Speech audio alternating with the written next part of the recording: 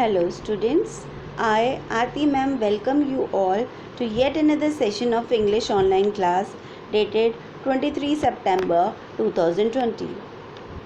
बच्चों, आज हम हनी कॉम बुक जो आपकी NCERT की इंग्लिश की बुक है 7th क्लास की, उसका चैप्टर फर्स्ट 3 क्वेश्चंस की समरी करेंगे। समरी का क्या मतलब होता है बच्चों? समरी का मतलब होता है सम अप सारांश। जो आपने पूरा चैप्टर पढ़ा उसका जो जिस्ट निकला, जो उसका कंपाइल करके सार निकला, उसको हम लिखेंगे भी और पढ़ेंगे भी। और उसके अंदर मैं आपको वर्ड मीनिंग्स भी बताऊंगी डिफ़िकल्ट वर्ड्स के, और साथ में आपको मैं बताऊंगी कि उस पूरी स्टोरी में क्या हुआ था। ठीक है, चलो हम शुरू करते हैं बच्चों। ये 3 क्वेश्चंस है जो कि लियो टॉल्स्टॉय ने लिखी थी, और ये समरी मैं आपको बता रही हूँ उसकी। ओके, चलो समरी।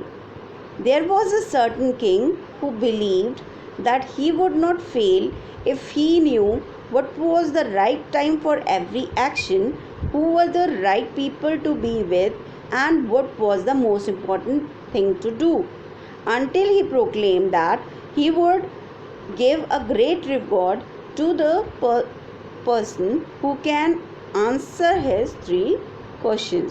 अब बच्चों, इसमें पहले हम डिफ़िकल्ट वर्ड्स ले लेते हैं।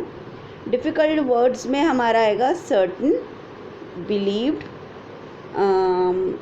Important, proclaimed and reward. इन सब के हम वर्ड मीनिंग्स देखते हैं। सर्टन का मतलब होता है डेफिनेट,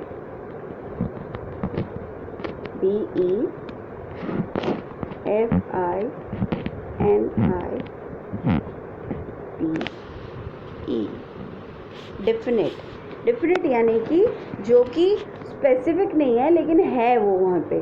मतलब हमारे को पर्टिकुलरली किंग का नाम नहीं पता है इस कंटेक्स्ट में, लेकिन हमें पता है कि वो कोई एक किंग था। बिलीव्ड का मतलब होता है मानना, किसी चीज़ को एज्यूम कर लेना या प्रिज्यूम कर लेना, इसका मतलब होता है प्रिज्यूम। ठीक है बच्चों, फिर नेक्स्ट है इम्पॉर्टेंट। इम्पॉर्टेंट का मतलब होता है महत्व या वाइटल।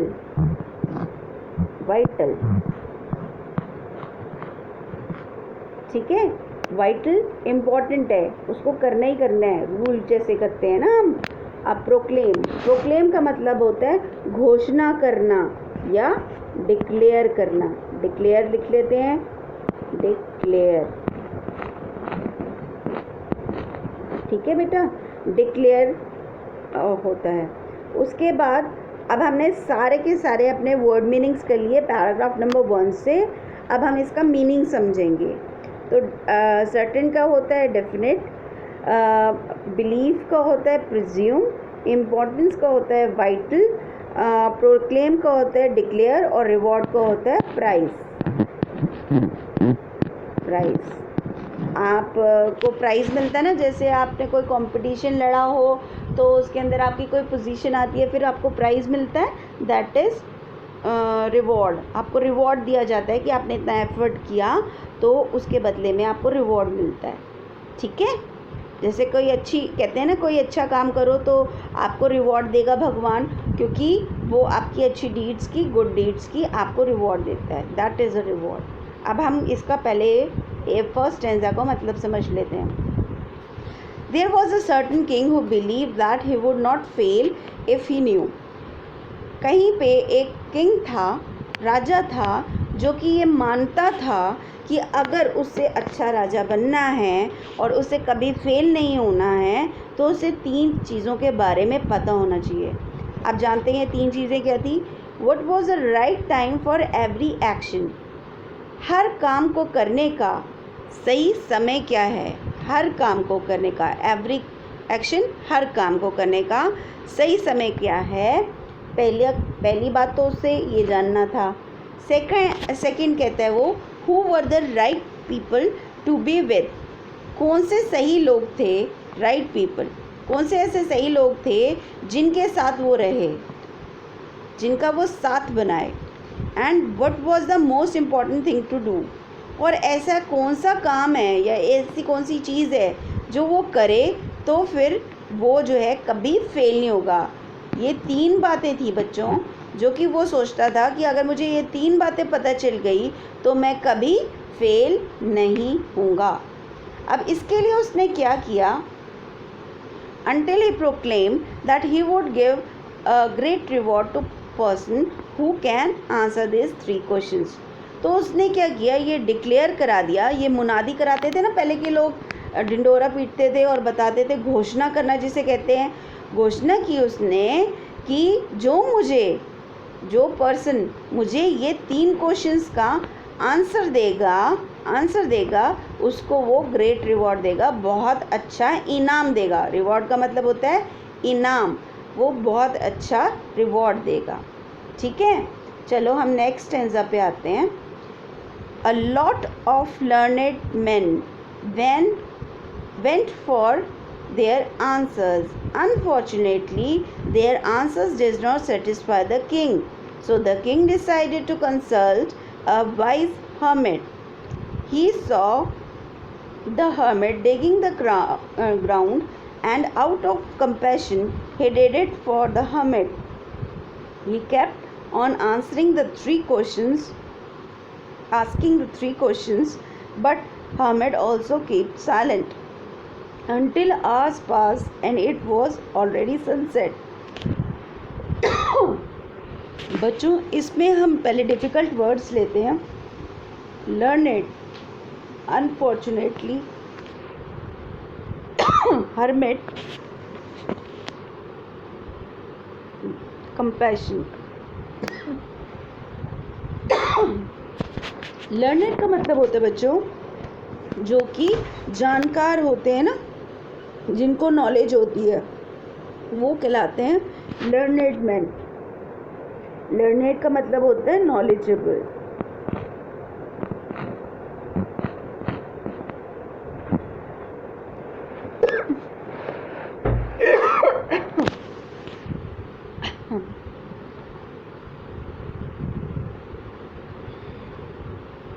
लर्नेड का क्या मतलब होता है बच्चों? विद्वान या नॉलेजेबल।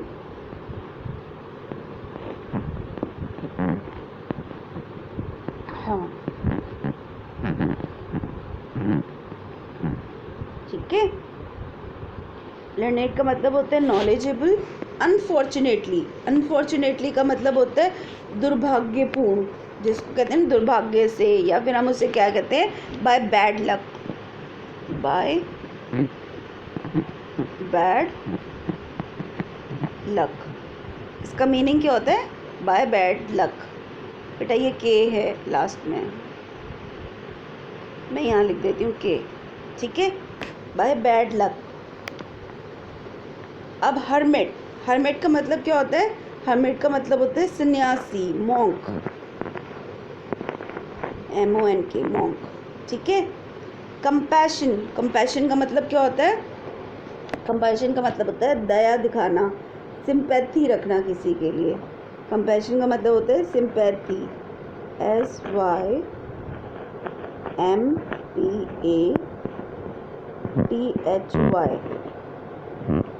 सिंपैथी, ठीक है। अब हमें सारे डिफ़िकल्ट वर्ड्स पता चल गए, तो let us do the meaning of the paragraph. Paragraph का मतलब जानते हैं क्या होता है। A lot of learned man went for their answers.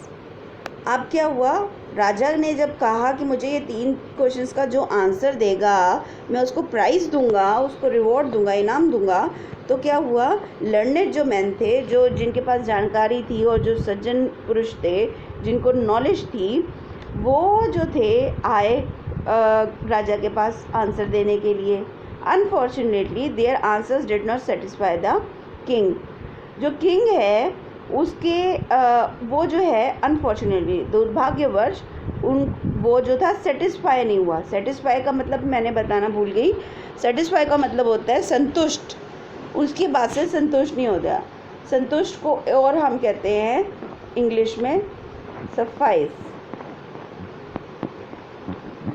ठीक है। वो सेटिस्फाई नहीं हुआ किंग उनकी बात सुन के, उसको संतुष्टि नहीं मिली कि हाँ ये जो बोल रहे हैं वो सही है, उसको आंसर करेक्ट नहीं लगे। तो so the king decided to consult. Consult का मतलब क्या होता है बच्चों? कंसल्ट का मतलब ये मैं बताती हूँ आपको। कंसल्ट का मतलब होता है सलाह लेना किसी से। टू कन्फर, इसका मतलब होता है कन्फर, कन्फर, ये इसका मीनिंग होता है। तो क्या हुआ? तो किंग ने डिसाइड किया, डिसाइड करने का मतलब होता है उसने ये सोच लिया, उसने ये प्रण लिया कि भाई मेरे को जो है अब क्या करना है, मुझे कंसल्ट करना है। तो कंसल्ट मैं किससे करूँगा? एक वाइज हर्मिट से, एक जो है समझदार, वाइज का मतलब होता है समझदार, समझदार हर्मिट से, हर्मिट मतलब सन्यासी, एक समझदार सन्यासी से मैं सलाह लेने जाऊंगा। जब उसको किसी का आंसर पसंद नहीं हुआ तो वो हर्मिट के पास जाने लगा। हर्मिट के पास गया तो उसने क्या देखा? He saw the hermit digging the ground. Hermit को, सन्यासी को उसने डिग करते हुए देखा, खोदते हुए देखा, ग्राउंड को, ज़मीन को खोदते हुए देखा। And out of the compassion, and compassion मैंने आपको मीनिंग बताया था कंपैशन का, दया या सिंपैथी। उसने सोचा ये हर्मिट बेचारा खोद रहा है तो चलो इसकी जगह मैं खोद देता हूँ, और उसने खोद दिया, हर्मिट के लिए वो गड्ढा खोद दिया। जब वो गड्ढा खोद रहा था तो उसने क्या किया? He kept on asking the 3 questions but the hermit also kept silent. क्या हुआ?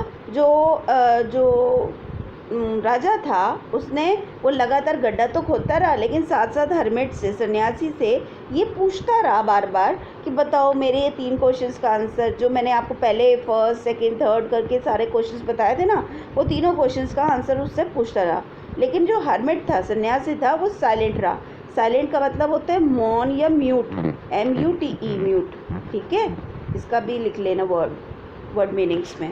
तो ये है साइलेंट का मतलब होता है म्यूट। वो सन्यासी था, वो चुपचाप रहा, उसने कोई उसका जवाब नहीं दिया। अब क्या हुआ? Until the hours passed and it was sunset. कब तक उसने जवाब नहीं दिया? जब तक बहुत समय नहीं बीत गया, बहुत सारे घंटे नहीं बीत गए, और सनसेट, सनसेट आपको पता है सनराइज का मतलब होता है सुबह सूर्य उगना, और सनसेट का मतलब होता है सूरज का डूबना, यानी कि शाम होना। तो यहाँ जब शाम, बहुत देर हो गई और शाम तक हो गई, तब भी हर्मिट ने किंग के क्वेश्चंस का कोई जवाब नहीं दिया। The hermit saw a beard man running and his hands on his stomach. He was wounded and dying. The hermit told the king about it and they helped the bearded man. अब क्या हुआ बच्चों? पहले हम उसके difficult words ले लेते हैं। बियर्ड मैन, ठीक है, और वुंडेड, ठीक है, और स्टमक, ठीक। अब बियर्ड का मतलब क्या होता है? बियर्ड का मतलब होता है दाढ़ी वाला, दाढ़ी वाला जिसने शेव नहीं की हो, अनशेव। इसका मीनिंग क्या है? अनशेव, ठीक है, जिसने दाढ़ी ना बनाई हो। स्टमक, स्टमक आपको होता है पेट, जिसको हम इंग्लिश में कहते हैं बेली, बेली, ठीक है। स्टमक का मतलब हो गया बेली। और वुंडेड, वुंडेड का मतलब होता है जख्मी, जो जैसे किसी को चोट लग जाती है ना, उसको हम कहते हैं हर्ट, हर्ट, HURT, हर्ट, ठीक है। अब ये जो है हमने इसके वर्ड मीनिंग्स कर लिए। चलो अब हम इसे पैराग्राफ को समझते हैं, ये क्या कह रहा है। हर्मिट ने जब हर्मिट ने देखा एक बियर्ड मैन था जो कि भाग रहा था। सन्यासी ने देखा कि एक जो दाढ़ी वाला है इंसान, वो भाग रहा है और उसके हाथ जो है, and his hands are hands on his stomach, वो अपने पेट पे अपने हाथ रख के भाग रहा था। He was wounded and dying, वो जो था जख्मी था, उसको चोट लगी थी, वो हर्ट हो रहा था और ऐसा लग रहा था वो मर जाएगा। The hermit told the king about it, hermit ने, सन्यासी ने बताया कि ऐसे ये व्यक्ति जो है, जो जिसकी दाढ़ी है, जिसने शेव नहीं की हुई, वो जख्मी है और वो मरने वाला है। तो उसने किंग को बताया। उन दोनों ने क्या किया? And they help the beard man, उन दोनों ने मिलकर उसकी मदद की बियर्डमैन की। ठीक है, नेक्स्ट क्या हुआ, the next day the king woke up and the Beardman saw him and apologise him. Apologise का मतलब क्या होता है? एपोलोजाइज का मतलब बच्चों होता है कि क्षमा मांगना। ठीक है, हम इसको कहते हैं बी सॉरी फॉर। इसका इंग्लिश में मीनिंग होता है बी सॉरी फॉर। ठीक है, किसी चीज़ के लिए जब हम क्षमा मांगते हैं तो हम उसके लिए सॉरी होते हैं ना, तो मांगते हैं। फिर एनिमी का मतलब होता है दुश्मन, जिसको हम कहते हैं फोई। ठीक है, फोई हम अब आप 8th क्लास में एक और पढ़ोगे, फायर एंड फोई। फायर जो है इज़ अवर फ्रेंड, और फोई वो वाला चैप्टर भी आएगा। तो फोई का मतलब अभी से जान लो, एनिमी होता है, यानी कि दुश्मन होता है। ठीक है, अब उसके बाद कोई और तो डिफ़िकल्ट वर्ड नहीं है। चलो हम ये जान लेते क्या लिखा है। क्या हुआ, अभी तक हमने पढ़ा कि वो उसको पता चल गया कि भाई एक बियर्ड मैन है जो कि पेट पे हाथ रख के भाग रहा था, उसको बहुत चोट लगी हुई थी और ऐसा लग रहा था वो मर जाएगा। तो जब हर्मिट ने मतलब सन्यासी ने राजा को ये बात बताई तो दोनों ने मिलकर उसकी हेल्प की। तो क्या हुआ, next day the king woke up and beard man saw him. जो किंग था, राजा था, वो जागा तो बियर्ड मैन ने, जो कि दाढ़ी नहीं बनाई थी, जिसने दाढ़ी वाला जो इंसान था, उसने उससे बात करी और उससे क्षमा मांगी। उसने क्षमा क्यों मांगी? वो कहता है ही एडमिटेड, उसने ये माना कि एडमिट किया, ये मान लिया कि वो जो है वो किंग का क्या है, दुश्मन है, वो किंग का दुश्मन था। The bearded man said that he heard about the king going to hermit. Beard man ने कहा कि मैंने सुना था। हर्ड का मतलब सुनना होता है बेटा। हर्ड किया था, उसने ये सुना था कि किंग जो है वो सन्यासी से मिलने के लिए आ रहा है। So he tried to kill him, तब उसने सोचा था कि वो उसे मार देगा, तो वो उसे मारने के लिए आया था। When he was in the way back home, but he failed. उसने सोचा जब ये वापस जाएगा तो मैं इसको मार दूंगा, लेकिन क्या हुआ, वो फेल हो गया, वो मार नहीं पाया उसको, और उसको उल्टा खुद ही चोट लग गई। The king asked the hermit once again that in every question he answered. अब क्या हुआ, तो वो समझ गया, उसने उससे सॉरी कर दी। हर्मिट किंग से बियर्ड मैन ने सॉरी कह दिया, तो अब किंग ने उसे माफ़ कर दिया। लेकिन जो किंग था वो तो, उसका सोल पर्पस क्या था वहाँ आने का? उसका तो यही मतलब था ना आने का सन्यासी के पास, कि वो उससे 3 क्वेश्चंस के आंसर जाने। तो उसने दोबारा से सन्यासी से, हर्मिट से पूछा कि मेरे क्वेश्चंस का आंसर दे दो। तो हर्मिट ने कहा अब मैं आपके क्वेश्चंस का आंसर दूंगा, और उसने आंसर दिया। उसने क्या आंसर दिया बच्चों? उसने आंसर दिया, now is the time to do every action because now is the only time that we have power. वो कहता है नाउ मतलब अभी का समय, अभी का जो समय है वही समय किसी भी काम को करने का सही समय होता है। वो आपने एक कहावत भी सुनी है ना बच्चों, कल करे सो आज करे, आज करे सो अब। ठीक है, वो अब, वो कहते हैं किसी भी काम करने का समय अभी होता है, क्योंकि इस क्षण में, जब हमारे पास इस पल में जब हम वो काम करने वाले हैं, जो ये हमारे पास प्रेजेंट समय है, इसमें हमारे पास पावर है, इसमें हमारे पास शक्ति है वो काम करने की। इसके बाद शायद हमारे पास ये शक्ति ना हो, हम लोगों की अनसर्टेन हो जाती है बात, और हमारे को नहीं पता होता कि ये हम काम कर पाएंगे बाद में या नहीं कर पाएंगे। इसलिए उस काम को करने का सबसे सही समय अभी है, इसलिए हर काम को उसी वक्त कर लेना चाहिए। दूसरी बात का आंसर उसने दिया, दूसरे क्वेश्चन का, the right person is who are you with. आप जिस पर्सन के पास साथ इस समय हो वही सबसे सही व्यक्ति है आपके लिए। ऐसा उन्होंने क्यों कहा? क्वेश्चन तो ये था ना कि कौन से व्यक्ति जो हैं वो बहुत हमें उनका साथ बनाना चाहिए। तो जिस व्यक्ति से आप अभी मिल रहे हो उसी के साथ मिलके आप कुछ नया कर सकते हो, कुछ प्रोडक्टिव कर सकते हो, कुछ महत्वपूर्ण कर सकते हो। ठीक है, तो इसलिए उसने कहा जिस व्यक्ति के साथ आप अभी हो वही व्यक्ति जो है सही व्यक्ति है। अब थर्ड क्वेश्चन था कि जो क्या चीज़ करना बहुत इम्पॉर्टेंट है, तो उसका उसने आंसर दिया, the most important thing to do is to do good for the person you are with. वो कहता है क्योंकि तुम सबसे सही व्यक्ति के पास साथ हो, तो उस व्यक्ति के लिए जो सबसे अच्छा काम आप कर सकते हो, जो गुड डीड कर सकते हो, आपको वो करनी चाहिए। जो सही काम है वो उस व्यक्ति के लिए आप करो, वही आपका सबसे इम्पोर्टेंट काम है, वही काम करना आपके लिए सबसे इम्पोर्टेंट है।